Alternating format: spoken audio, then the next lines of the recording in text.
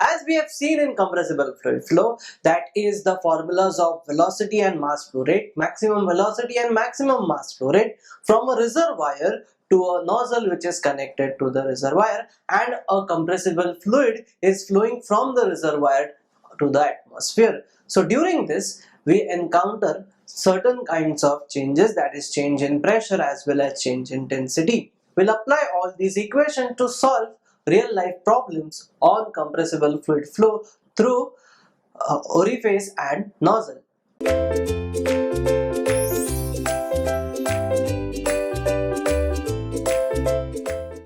So we have a problem over here which states that a large tank contains air at 28.44 Newton per centimeter gauge pressure. So gauge pressure is given to us. So we have to add atmospheric pressure and 24 degree Celsius. So P1 which is given to us and T1 that is 24 degrees Celsius.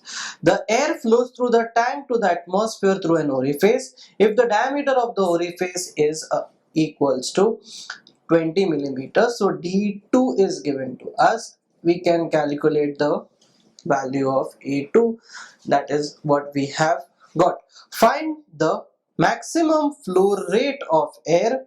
Take R is equals to 287 and gamma is equals to 1.4, atmospheric pressure is equals to 10.4. so all these things are given to us. So this is m dot max. So this is what we have to calculate.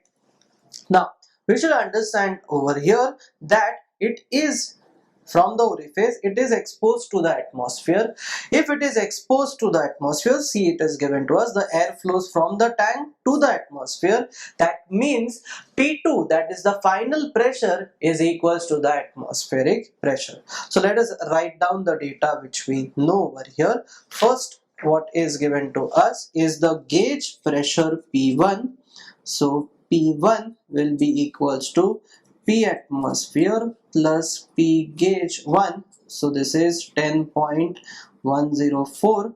The gauge pressure is given to us as equals to 28.449 and both are given to us in Newton per centimeter square. So we'll multiply by 10 raised to 4 as Newton per meter square.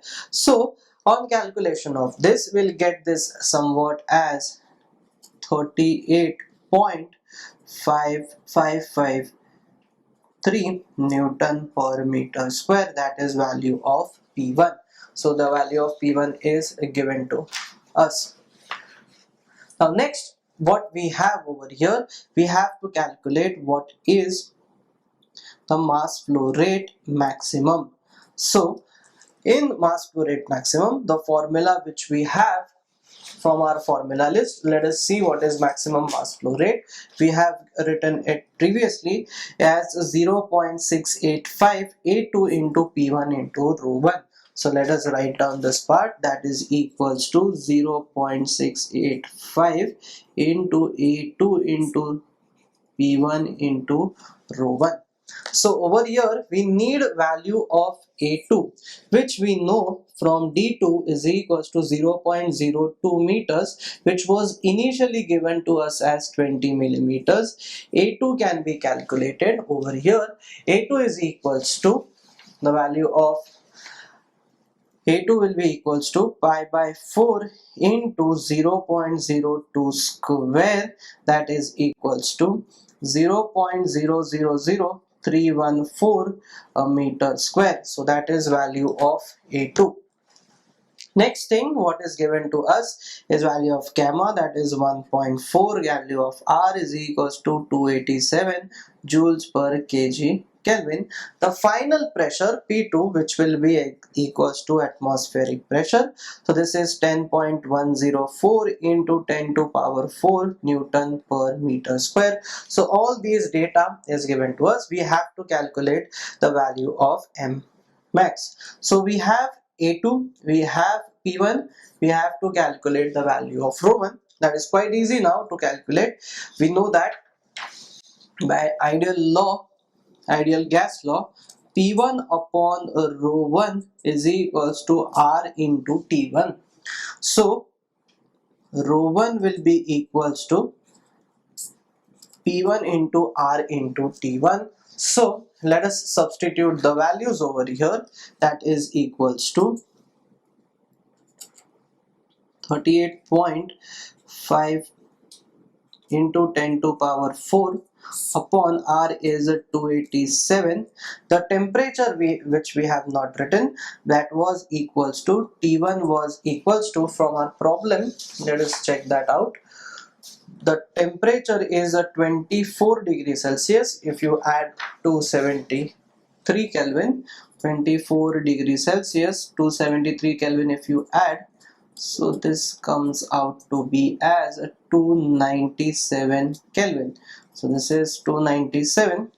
The density rho 1 after this calculation somewhat comes out to be as equals to 4.522 kg per meter cube. So we have calculated what is density. Now we can directly calculate the mass flow rate. So for mass flow rate, we know the formula as m dot is equals to 0.68582 into square root of P1 into rho 1. So this is 0.685 into A2, 0.000314 into square root of 38.5 into 10 raised to 4 and density as 4.522. On calculation of this entire part, we get this value as 0.284 kg per meter cube m dot.